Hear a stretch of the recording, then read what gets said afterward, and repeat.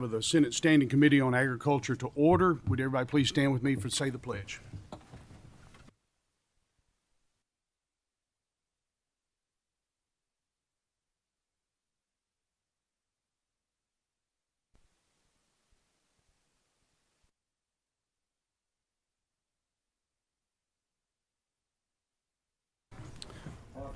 Madam Secretary, please call the roll.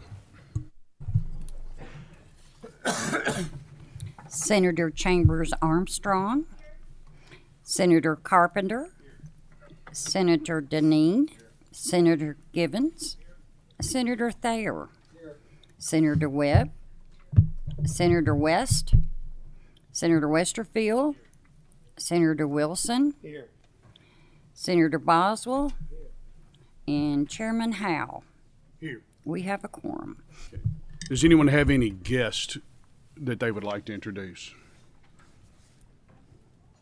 Seeing none, little bit of run of the show. We have two matters on today. We have one matter for information only, and then a consideration of Senate Bill 3. I'm going to let the information only group go first. If y'all will start making your way to the front. There have been a number of people that have signed up to speak out in opposition to Senate Bill 3. While they're going through their information only piece, can y'all get together and decide? We're going to do about 15 minutes to talk about opposition, and if y'all could get together and decide who's going to talk, who's going to do what, that would be really helpful. That way, when we get ready, y'all are ready. Would y'all introduce yourself for the record and begin, please? Thank you, Mr. Chairman, for having us today and allowing us to speak. My name is Jessie Hancock. I'm the Executive Director of the Bluegrass Land Conservancy, and this is Ashley Greathouse. She is our Counsel and Director of Conservation.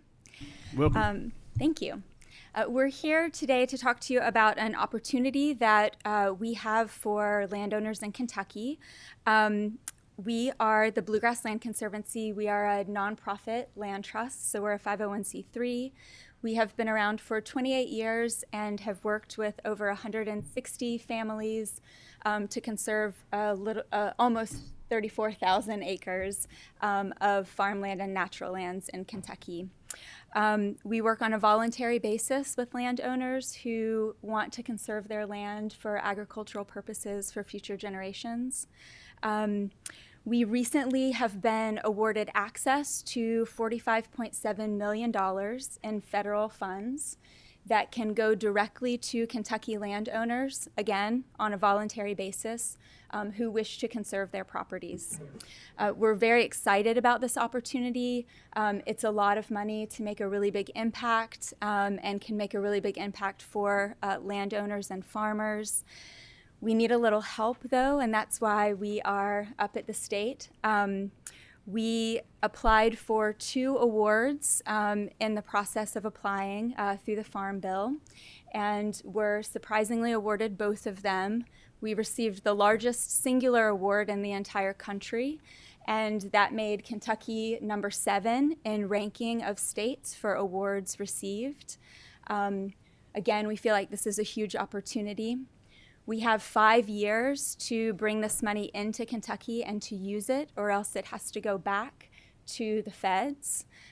We would really like to be able to use all of that money within the time frame that we have available. So we are up here at the state asking for some seed money and assistance in doing that. We need to administer this program, and there's not money attached to the grant to be able to do that. The entire grant is for landowners directly. We are currently asking for $4 million from the state to assist us with this. We have a board of directors. They have recently voted to do some private fundraising to assist with the back end of making sure that all of this can happen. So we plan to bring in an additional $15 to $16 million in private funding to be able to make this happen. We're very excited about the potential impact of it. With the award itself, there's $45.7 million available in cash for landowners. They also receive an equivalent tax deduction, so there's actually $90 million in economic value that will be seen for landowners, again, agricultural landowners and natural landowners in Kentucky.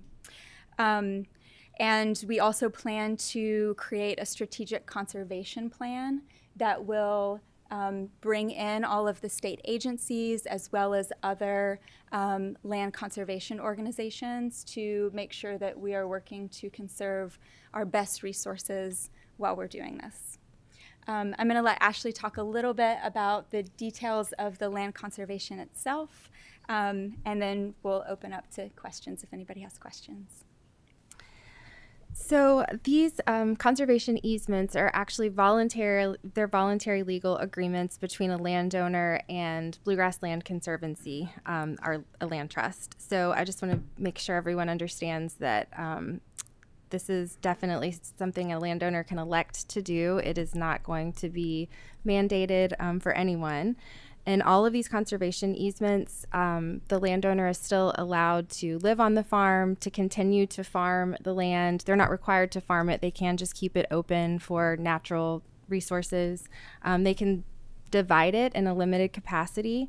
They can build future residences on the property in a limited capacity. They can still sell the land. They can pass it down to future generations. So it's really just one of the rights in the bundle of sticks that you have as a real estate right on your property that's essentially being broken off from the rest, which is the ability to have high-density residential development or non-agricultural commercial development. So that's really the only overarching restriction in these agreements. And I think the funding part of this is a really important piece, and that's what makes it different than the way that we have been able to protect land in Kentucky thus far. This opportunity allows us to, through our conservation planning and working with other organizations in the state, identify the most important resources and to be able to be intentional and targeted about what we're protecting, because we have cash to actually purchase these conservation easements. Historically, we've had to just deal with donated easements, which is a landowner benefits by a federal income tax deduction. But with this program, we can actually pay them in cash at the closing for 50% of the value of their conservation easement. And those funds are not restricted. They can use them in any way. It does not have to go to back towards farming or anything like that. And all of the money is given over at closing. So that's 50% of the conservation value. The other 50% of the conservation value is a tax deduction, which is historically how we have compensated landowners. So it's an amazing opportunity for landowners and for these communities to infuse dollars back into farming. So we're really, really excited about that $90 million opportunity. It's $45 million in cash and then a $45 million federal income tax benefit that's available to these landowners. So that's about it as far as the details. I'll reiterate. So our purpose here today, we do have a $4 million ask. It's a one-time ask. We're not asking for continual funding. We just need assistance getting this started so that we can administer this program. Again, we've got 5 years to use it before it would roll back to the federal government. We have been told that there's more money available, and they clearly would like to fund projects in Kentucky since we were awarded the largest award. We've been told if we can do this and we can do it quickly and well, that we can come back and ask for more funding and that we would be likely to be funded. So our hope is that we can bring these dollars into Kentucky directly into the hands of landowners, and we would like the support of the Ag Committee in our ask to do that. Thank you. Anybody have any questions? Yes, I'd like to. Senator Boswell. Yeah, thank you for being here. There are several other programs that are operating in Kentucky, mostly to do with USDA. There's a fund called the Southern Conservation Fund where they work into.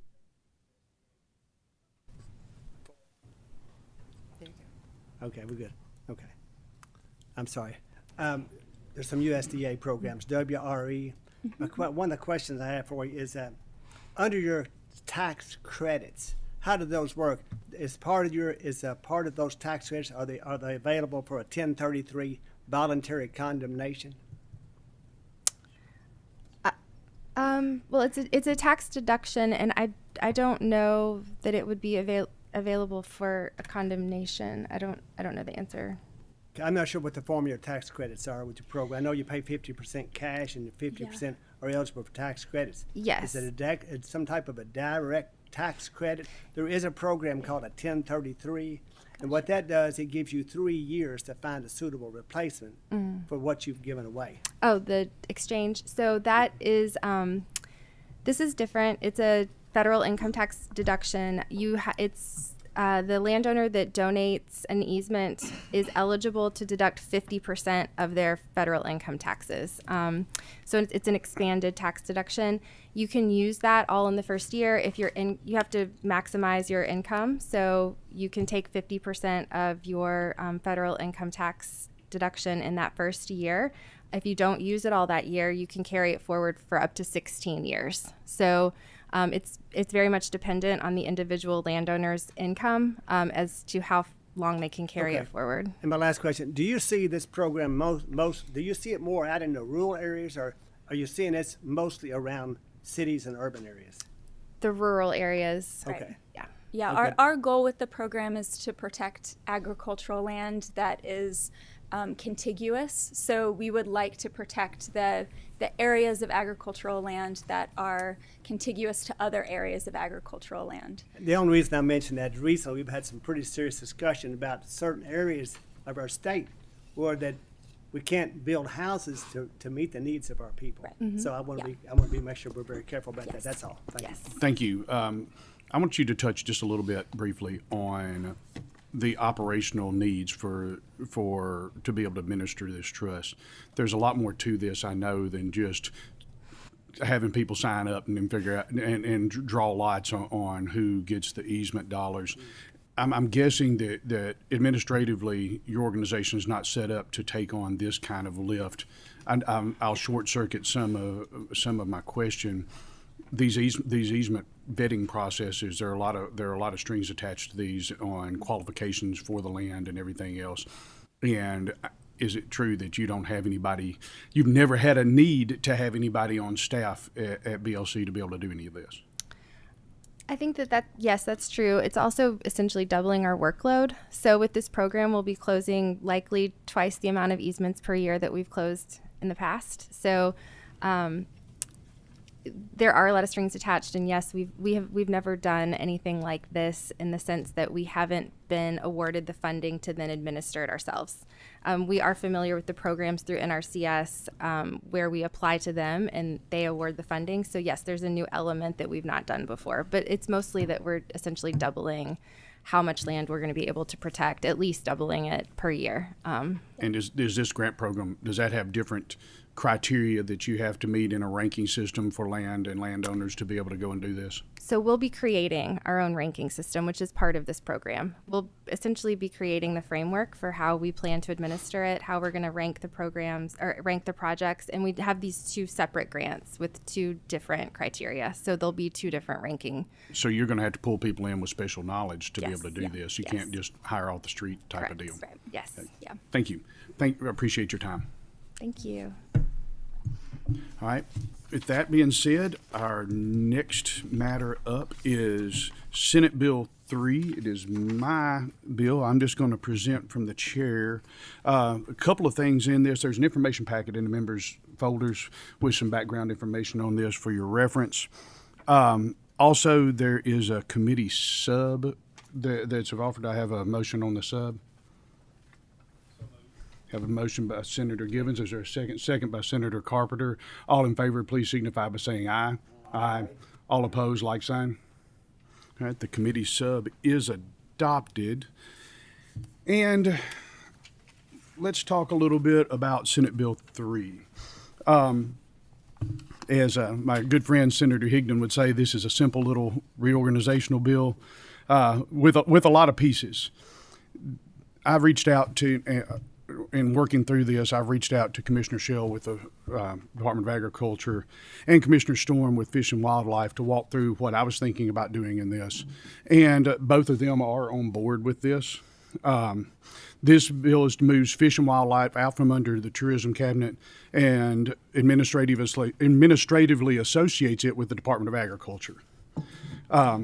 There's been a problem back and forth with Fish and Wildlife and various governors for a long time.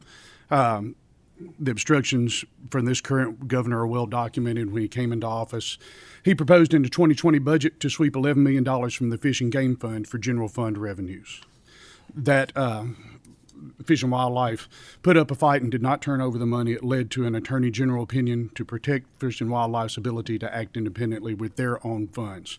I think it's very important for the community. Most of you probably know that Fish and Wildlife operates independently of state donated money through their license fees and grants and money handed down through the federal government. The fallout from this decision is well documented as well.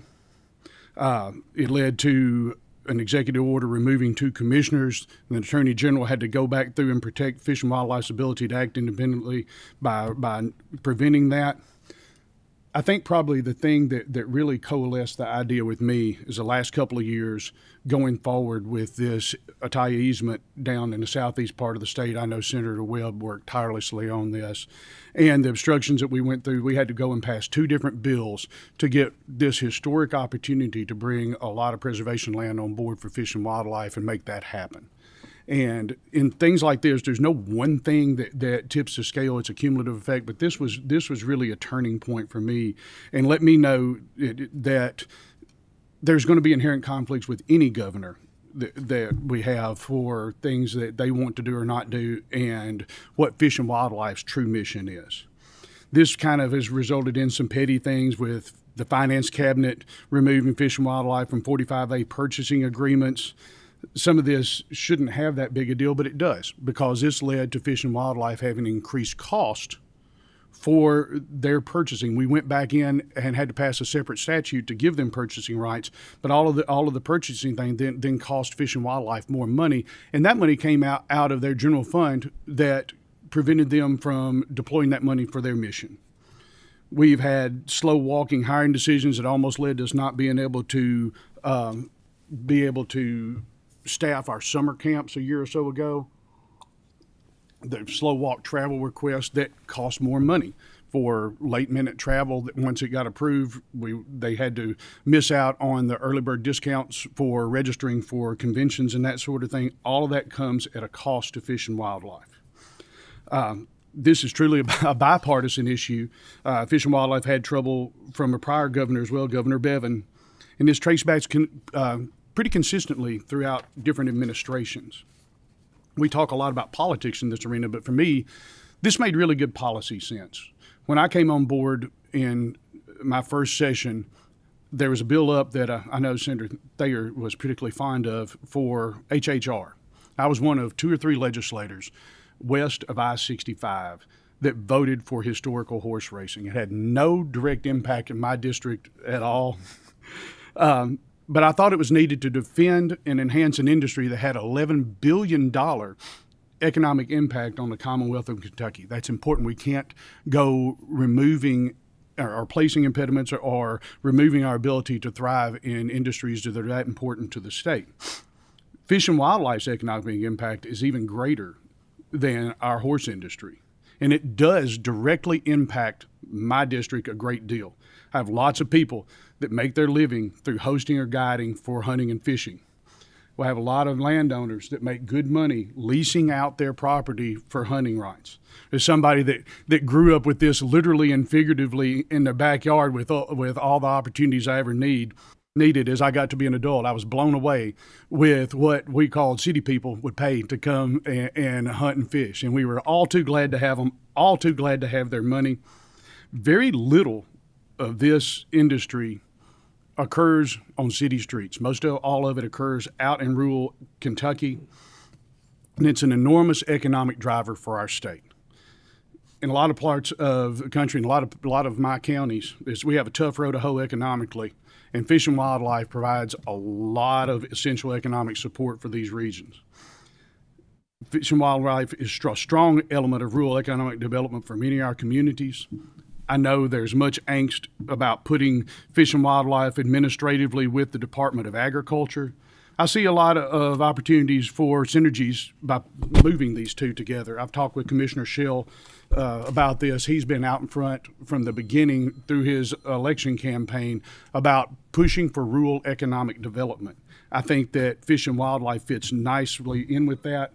It gives multiple opportunities for multiple streams of income with landowners. I know we have some ground that's been more valuable for years for a deer lease than it has been for growing soybeans. I think that one example of where we can really benefit with this is kind of following in on our earlier presentation is with our easement programs with PACE and CRP. If we had a fish and wildlife component to this to plan for fish and wildlife habitat as we go into these easements, it could really help landowners. We went through this personally. We put some land in the Wetland Reserve Program easement a few years ago. And one of the things that I wanted us to do is to be able to enhance the trailing value for leasing out of this easement by setting it up with cutting out food plots and doing that sort of things. And it was really hard for me to find information. I had a lot of people that were willing to offer me their ideas, but none that would work within the parameters of the easement program. So it took us a while to work through those issues and really find some information that would be helpful. And I think Fish and Wildlife could get in that arena and do some real benefit for some of our landowners. We have a lot of other potential overlap. And one of those is the people in our ag communities that are also in our fish and wildlife communities. There are lots of people that are involved in this both ways. I have lots of friends that farm, and all of them hunt and fish. It's amazing how they can't run a combine around the edges of duck holes sometimes. They just leave certain things out there. I'm sure they just don't want to rut up the fields by getting too close to that water.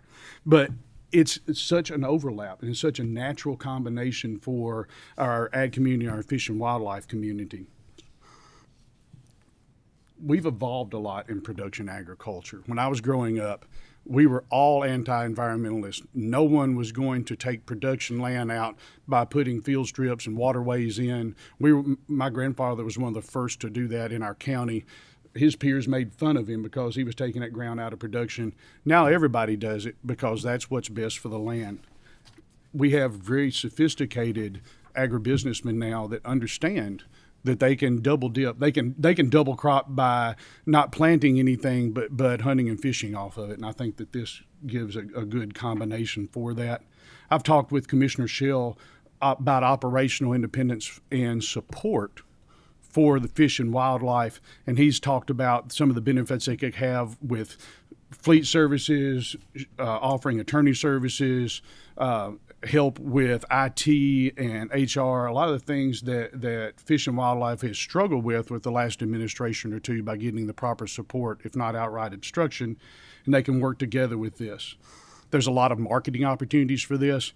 Kentucky Wild and Kentucky Proud can go hand in hand in this. One thing that we've done a lot of work on and been in the space is for meat processors. And bringing these two groups together can broaden out and deepen the support for our meat processors so we can go and push back against federal efforts to overregulate that industry and put some of them out of business. I know we've talked about that some in the interim. One area that is always in the forefront of everybody's mind is disease management with chronic waste disease and other things. And anything that affects wildlife also affects production animals. The state veterinarian that operates under the Department of Agriculture is also responsible for and very involved in chronic waste disease and other issues that come out with fish and wildlife. And this puts them all together. As I said earlier, there's no real one thing, but I think that we've just gotten to the point where we need some stability in this. It's a consistent friction, and we're quite candidly tired of the drama. I think it's a pattern that consistently attacks fish and wildlife's operational independence. And its intent of this bill is to preserve that operational independence and provide some opportunities to enhance its mission. If any members want to ask questions now, you're more than welcome to. Anybody want to talk, we can now, or we can wait until after the opponent, those that want to speak in opposition. Senator Webb, I saw where you raised your hand. You can go now, later, or both. If I can have 2 questions now and then hold my comment. We'll let you go now and later, both. I don't see either agency represented here today. Do we have a position or anyone that's going to speak on behalf of the Department of Agriculture or Fish and Wildlife? Not today. Thank you. I believe Senator Wilson had a question. Thank you, Mr. Chairman. As I read the bill, the only thing that I see that changes is administratively, it's no longer attached to the Department of Arts, Heritage, and Tourism, and it's now attached to the Department of Agriculture, and the Commissioner of Agriculture gets to make the appointment to the board. That's correct. And as far as his role in doing that, he does not exercise control over Fish and Wildlife. That's correct. Because it runs exactly the same. That the sportsmen still choose 5 from their area and submit those names, but they will submit them to the commissioner instead of to the governor. That's correct. I talked to a lot of different sportsmen and sportsman representative groups, some in the room, some not. And that was universally, they wanted to preserve the process, the nominating process at the local level. I think it produces a real good result, and we preserve that. I agree. Thank you. Senator Boswell. I'll have some remarks probably at the end, but I did want to say a couple things. In addition to that, though, the Senate will retain our right to make that final choice. And it's one thing that I want to say about this is that whatever we do here, I just want to make sure somehow in the future, regardless of who it comes from, tourism or whether it comes from ag, that we get an up-down vote on these things that are set forward. And right now, that's, even though we're supposed to be getting that final vote, I want to make sure we get that. Now, just from my own perspective, prior to just the last, say, month that we've been talking about this bill just off and on, I've always considered the Department of Fish and Wildlife and the Department of Ag as being mutually exclusive. Typically, in the past, Department of Agriculture is concerned that we have too many deer, we have too many turkeys, we have too many animals, and the Department of Fish and Wildlife is concerned about preserving those. And there obviously has to be a balance. I think we all understand that. So I'm just saying, just based on my past, and that's one of the concerns I have now. So I'd like to hear the rest of the testimony, and then we'll. Okay, if those that want to speak in opposition, I think that y'all have had time to kind of decide who's coming. Y'all, whatever y'all have decided, if y'all will make your way to the table, introduce yourselves for the record, and you can begin at your convenience. Make sure you push the little push button to make your green light turn on before you start talking.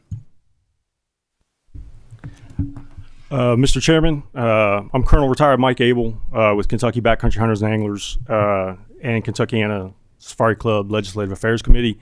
First, the group would like to say thank you. 2 of us are combat vets, and we spent decades in service to the nation, and it's not lost on us that we get to petition our government. And this is a privilege that Americans have, and we just want to say thank you right up front. You know, sometimes we agree, sometimes we disagree, and sometimes we have to agree to disagree. And this may be one of those times. I'll be followed by the President of the League of Kentucky Sportsmen, the gentleman to my left, Edwin Nybert, and then subsequently by Chief Warrant Officer 2, retired Larry Richards to my right, your left. Edwin? First of all, Senators, thank you very much for allowing us to speak. Sorry. I'm loud, so I'm sure you could hear me without this, but as I was saying, thank you all for letting us come and speak on this bill. I'm Edwin Ibert. I'm the president of the League of Kentucky Sportsmen, and in case you all don't know the history of the league, in 1935, a few conservation-oriented sportsmen decided to get together and form an organization in which all the local sports clubs could coalesce underneath. And eventually that led to our commission structure. They divided the state into 9 different districts from west to east. The reason they did that is because they had a lot of foresight. The geographical differences in Kentucky are vast between Paducah and Pikeville and between Newport and Williamsburg. And so they had the foresight to divide that up. Our commission structure has worked well for the last 60 years. When I first started getting back involved with the league in 2019, the Department of Fish and Wildlife's budget was $68 million. That year they turned $68 million into over $74 billion. And it wasn't all through fishing and hunting. A lot of that money came from outdoor recreation and tourism, which is what worked well. We've had that length of time to do that, to 60 years to make this work. The league has been instrumental in being the watchdog of the commission, and the commission's mission is to be the watchdog of the department. Sure, we're like a family where brothers and sisters fight, moms and dads fight, and that's happened over the years, as Senator House said, but we've always solved it. One of the things that that is concerning about this for my constituents, and I do have constituents, is that over the course of the last decade, our voices have been slowly eroded. We were never asked about this bill. We were never asked to give an opinion on this bill. And quite frankly, we're upset and we're tired of our voices being cut out. That leads us to the emergency clause of this bill. What is so emergent about the bill? The sportsmen, to your point, the process works. We have sent up names to the governor. The governor sent send the Senate 5 nominees. And we expect those nominees to be confirmed as long as they are vetted, and the governor has vetted them, their office has. So what is the emergency? Why not give us the 5 people we've had? You're interrupting the process, in my opinion, right now, and quite frankly have been. We have sent up very, very good people in the past for that commission, and the Senate has weaponized their confirmation process against the sportsmen. And we're concerned about that. And that's all I have. I'll turn it over to Colonel or Larry. Thank you again.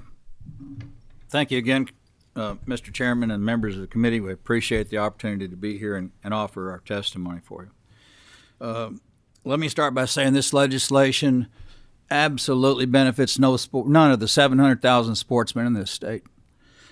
Senate Bill 3 would give the Commissioner of Agriculture authority to appoint the members of the Fish and Wildlife Commission. This blatantly violates well-established state constitutional law for the appointment of our commission members and the enforcement law, because it removes the independence of the KDFWR by placing it under this agency. The Department of Agriculture, with competing interests to the conservation of our game, fish, and non-game species, further agriculturally minded fish and wildlife commissioners appointed by the Commissioner of Agriculture need only increase bag limits and lengthen seasons over a decade to reduce wildlife populations that took us 9 decades to recover.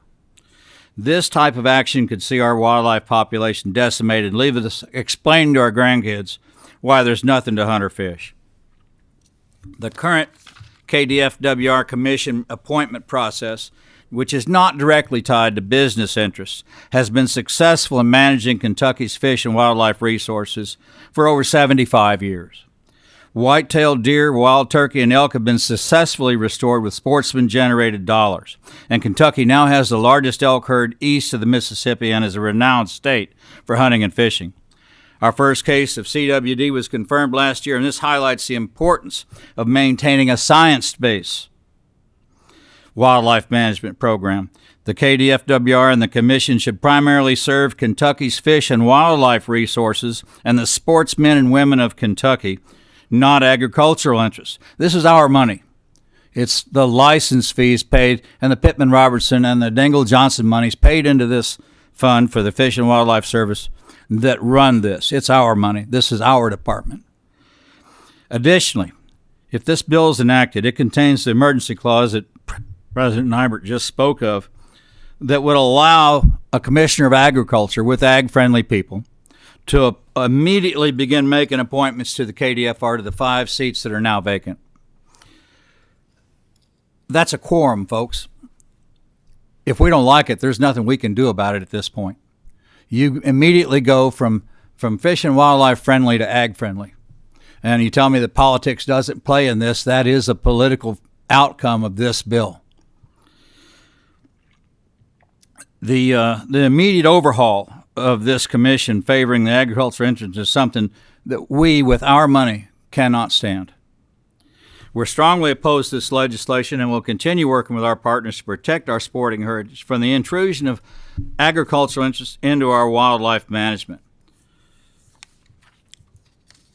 This bill would also administratively attach the Kentucky Department of Fish and Wildlife Resources to the Department of Ag. The Department of Ag is diametrically anathema to the Fish and Wildlife Department. to the biologists and the staff that work at that department, so much so as to be antithetical to the proven science-based methodologies that have been used by a department for years. Agriculture-focused entities like the Kentucky Farm Bureau, which greatly influenced the Department of Ag, regardless of who thinks what, out of their own manifest, deer, turkey, elk, and bear are pests. And their website states, reduce the wildlife population in an effort to alleviate continued crop, livestock, and automobile losses. We've been excluded, sportsmen have been excluded from any input in this bill. You dropped it at the last minute on the last day you could. You kept it from us. It's been in the works, Senate Bill 3, probably since the 1st of September? And yet no one's reached out to us, asked us, can we help? What can we do? You take it on yourselves to force this on us. Our voice, again, not heard and not respected. You gave Senate Bill 217 and 241. We set up an independent KDFWR with those over the last 2 legislative sessions. And now you want to do this. This isn't broke. We've got some stumbling blocks to go over, but it ain't broke. And we're trying to fix something that isn't broke. We urge withdrawal of this act and would sit down with you in the interim to come up with an act we can all, a proposal we can all live with and get behind and champion. I would give you an independent cabinet level department, which I think would be preferable to this. This mix is oil and water, folks. You know, there's no constitutional methodology for this. Every national sportsman's group that Colonel Abel's just fixing a name for you is dead against this. There is no other state in this country that has fish and wildlife and ag mixed, because they do not mix. They're oil and water. You know, it's reminiscent to me of the folks that maybe 25, 30 years ago, those of us young enough to remember this, guy came along, told the Coca-Cola people he wanted to change the formula for Coke. That lasted about, a year? Didn't work. And here just last year, a young lady came by and said, I think we need to change the dichotomy and the demographic for Busch Light. That didn't work either. This is not going to play well with the rest of the 700,000 sportsmen in this state. Colonel Abel? Thank you, Larry. Backcountry Hunters and Anglers and the Kentucky State Chapter of Backcountry Hunters and Anglers are fully committed to the North American model of wildlife conservation and the tenet that science is the proper tool for the application of wildlife policy. Agricultural science and wildlife science are diametrically opposed. They are antithetical. I've been told, even by people in this room, senators in this room, Kentucky Farm Bureau really doesn't influence that much. Distinguished ladies and gentlemen, in the Kentucky Farm Bureau president's first interview, he said, Farm Bureau is the voice of agriculture in the Commonwealth. The voice. His own policies state deer, elk, turkey, and bear are pests. On their website, it calls for a reduction in wildlife. It would only be a few years of agricultural-leaning commissioners to increase bag limits and season dates, and we would kill more deer than we could ever replace. Let me talk to you about the groups that are against this. Sportsmen's Alliance, Congressional Sportsmen's Foundation, and Connor Barker from CSF is our last speaker today. Safari Club International, Kentuckiana Safari Club, Rocky Mountain Elk Foundation, Backcountry Hunters and Anglers, and Kentucky Chapter of Backcountry Hunters and Anglers. Every chapter of the National Deer Association in Kentucky and the National Deer Association. BASS, the Bass Angling Society, is against this. American Sport Fishing Association is against this. The Boone and Crockett Club is against this. The National Wild Turkey Federation is against this. Delta Waterfowl is against this. Pheasants Forever is against this. Quail Forever is against this. The Grouse Society is against this. The Woodcock Society is against this. Trout Unlimited is against this. We have yet to have a group come that is in our wildlife conservation community and tell us they're for this. I can't speak more strongly than my good friend Larry Richards about how bad this bill is for the future of fish and wildlife. I understand we have some leadership issues, but that comes and goes with leaders. Changing systems to fix leadership issues is really a bad plan. And I retired as a full-bird colonel. I know something about leadership. And that concludes our testimony. And Mr. Connor Barker with Congressional Sportsmen's Foundation will wrap it up. Thank you. Thank you. I told you to push your green light, and then I forgot to, didn't I? Connor, we've got a couple minutes left, but we'll give you a couple more extra minutes. We built in a little time. I didn't go my full 15. Yes, sir. Welcome to committee. Introduce yourself and begin. Yes, sir. Good morning, Chairman Howell and members of the committee. Thank you for the opportunity to speak with you today. I'm Connor Barker with the Congressional Sportsmen's Foundation.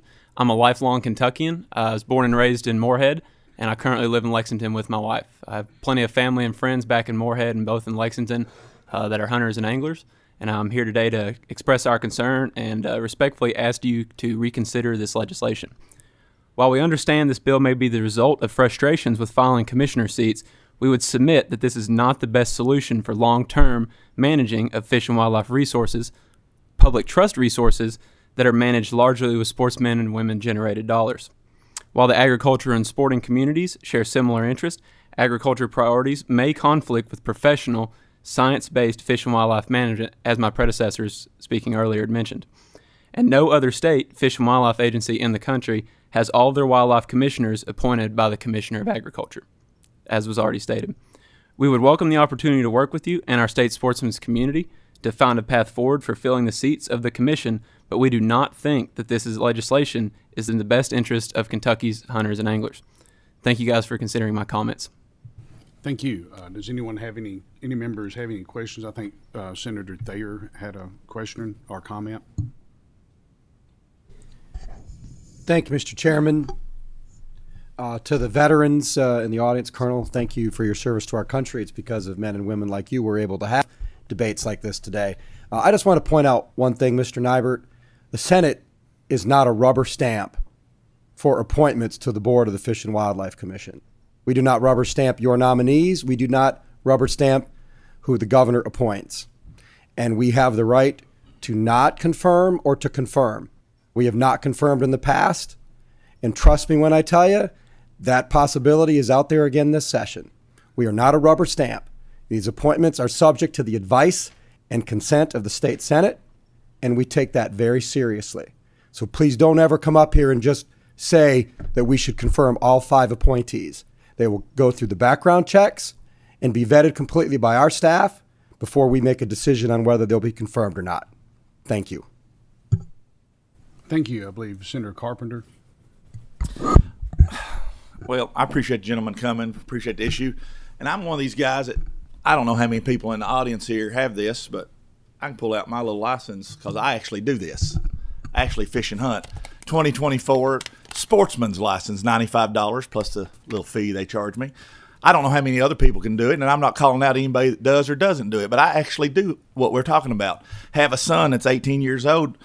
Haven't had time for us to go spend a little time together. So you know what I did Saturday morning? It's raining. I couldn't work at the farm. I couldn't build no houses.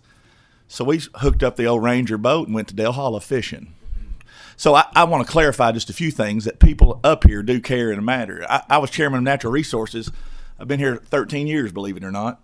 Didn't have this gray hair when I first started up here, Mr. Nybert. It's changed a little bit.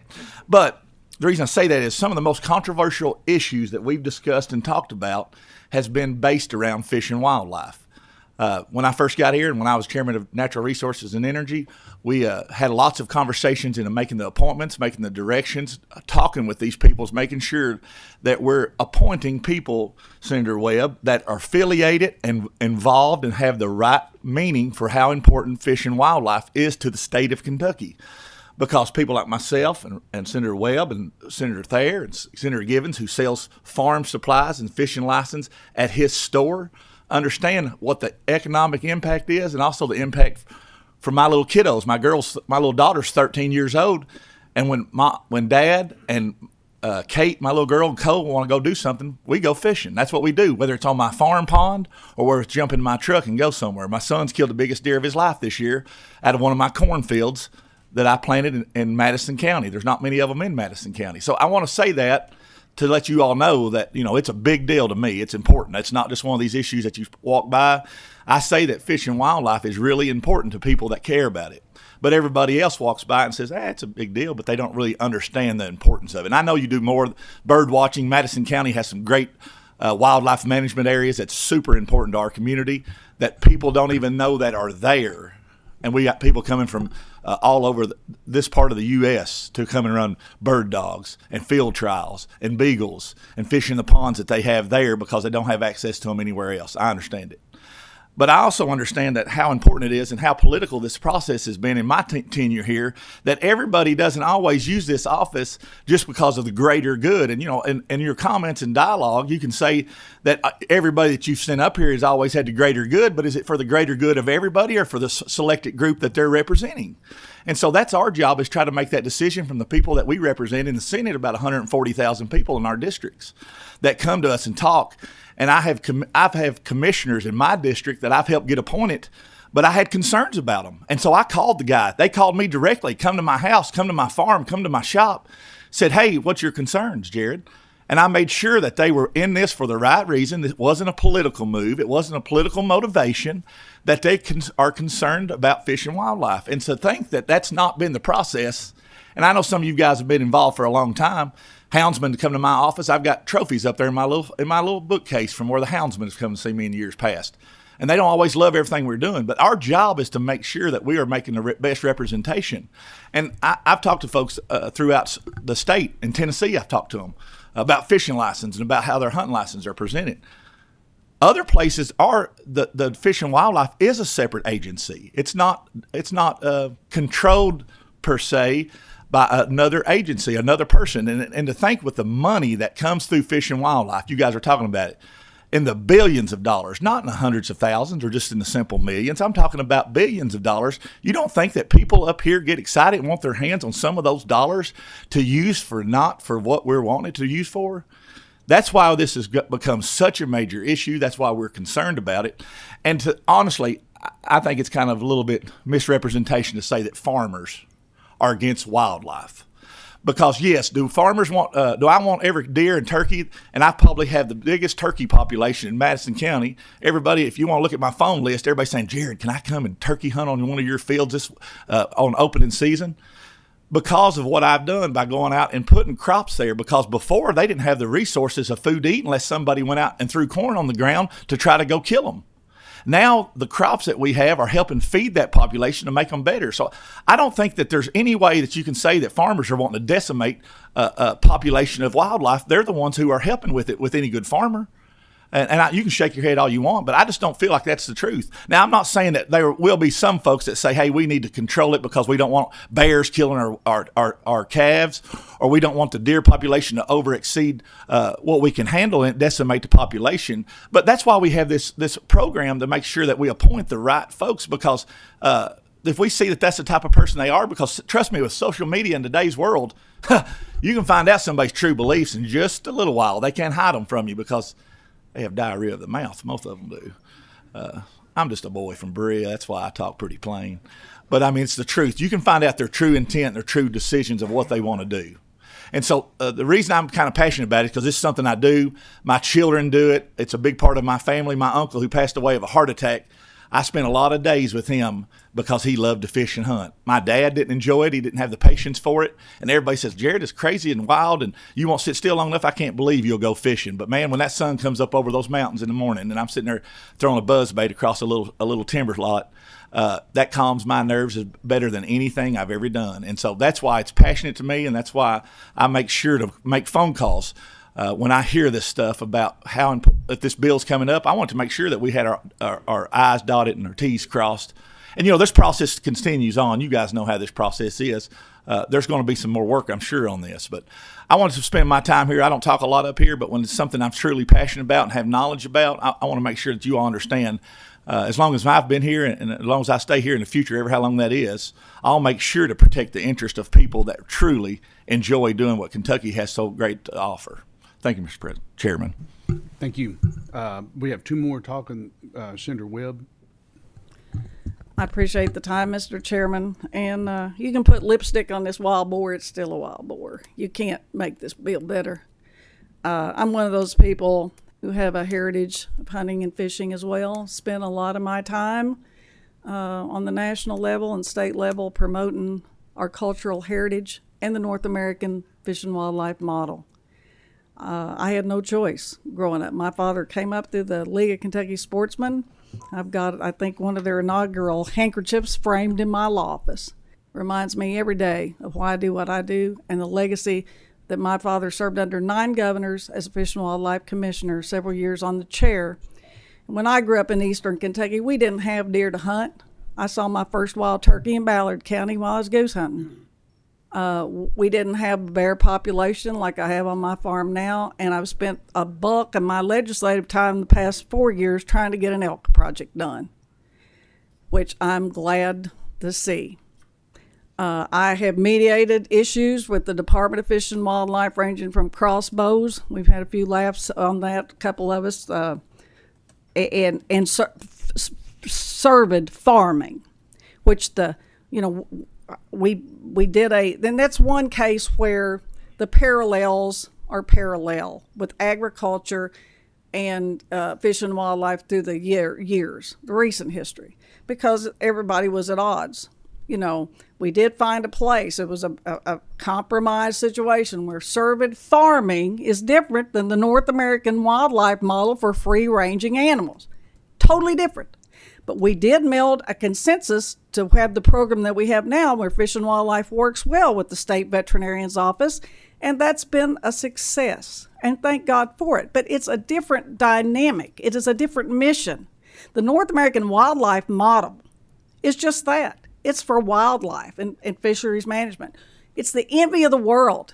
Kentucky is the envy of a nation. I've been a national president for Sportsmen's Caucuses, 2 terms, and we're the envy of the nation, not only in our sportsmen's input in our commission selection process, but the way the commission manages the biologists we've hired, the maintenance of our lands, our programs. Nothing's perfect. I grew up seeing the growing pains and the bass fishermen fighting with the crappie fishermen and the fox hunters and the hounds, but coon hunters. But we're all in the same boat here. I farm too, and I recognize our livestock models are not in line with the North American management model. They're different. I don't want Farm Bureau. I'm a proud member. Support them every way I can. I don't want them writing my cervid policy as a hunter. I don't want that. There's a balance to be struck, but they're 2 totally separate missions. There is a lot of money that goes through Fish and Wildlife. It's sportsmen's dollars. A lot of it's federal money. We've got to protect that. We got to protect the form of what we have to keep getting that influx of money to maintain the properties that we have. Acquisition of property is not that bad, but maintaining it is. And habitat and those things. And I mean, I've been doing this a long time, and I'll continue to do it if I'm here or not. I'm going to continue this mission. And nobody knows more than me what's gone on with the executive and legislative branches for the last few years. And it doesn't matter what party you're in, it's not perfect. But there are ways that each branch can do better. There's enough blame here to go around to get us to this point. And there are ways we could have the confirmation process earlier in the process and send it back to the governor and get another name on the list. We could do that. The governor could be a little more inclusive and a little less, I've fought with them quite a bit the last few years. A little less what? A little less what? Protective or political. We're all political. It's all political. We've both been political. Well, I think I've defended that money in prior budgets when I was in the minority as well. But I think back in the day with when I was in the House. But the bottom line is there's ways to do this. Agriculture doesn't need this. They've got plenty to do. I don't see anybody from Fish and Wildlife here to defend this or acquiesce in this. That troubles me in the committee process that we have. But there's enough blame to go around, and there's enough. We can each do better. We can each do better in the confirmation process. We can each do better in communication. The governor can do better, and he knows how I feel about it. And I'm always willing to talk about it because we've got to come to a consensus. This is going to set our agency back 40 years at a minimum, and we're going to be the laughing stock of the nation. I don't want to do that. I don't want to do that. I appreciate the chairman's willingness. This isn't the first time we've seen this bill either. We've seen this bill before. We effectively put it to bed for good reason. And it's back.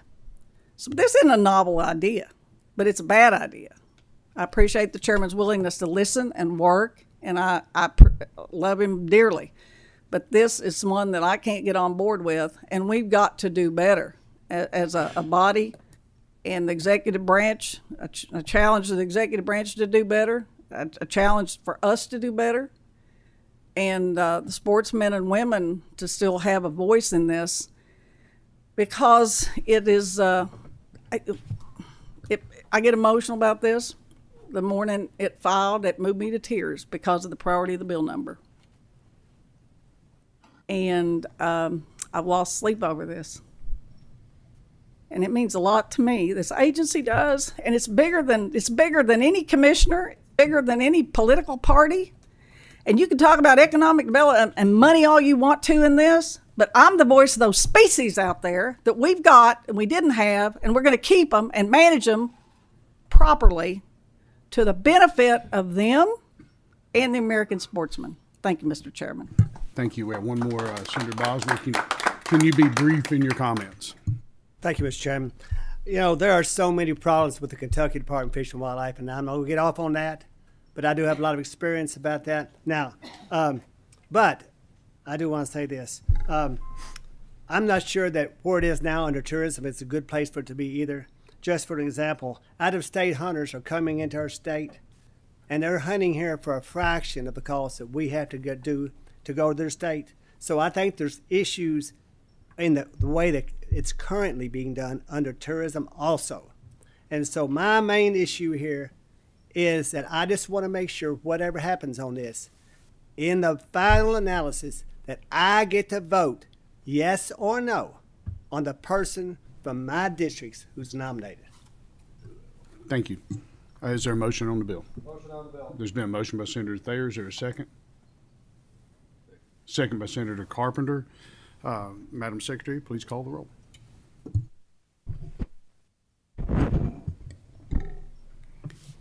Senator Chambers Armstrong. Senator Boswell.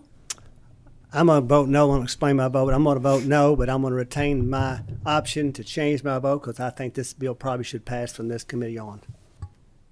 Senator Carpenter. Senator Deneen. Senator Givens. Senator Thayer.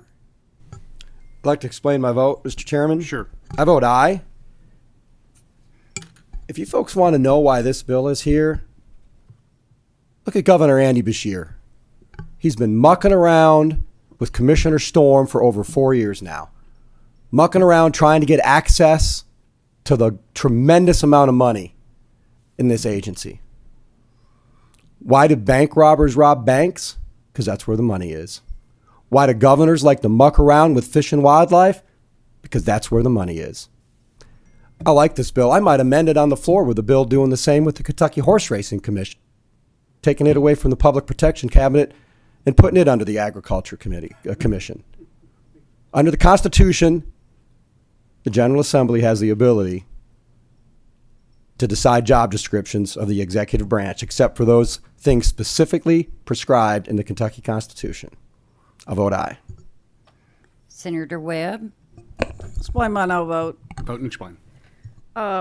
I think we're going to get some constitutional guidance on several things before this is over, and I anticipate this bill, if passed, will be no different than one that's meandering through the courts now on constitutional authority.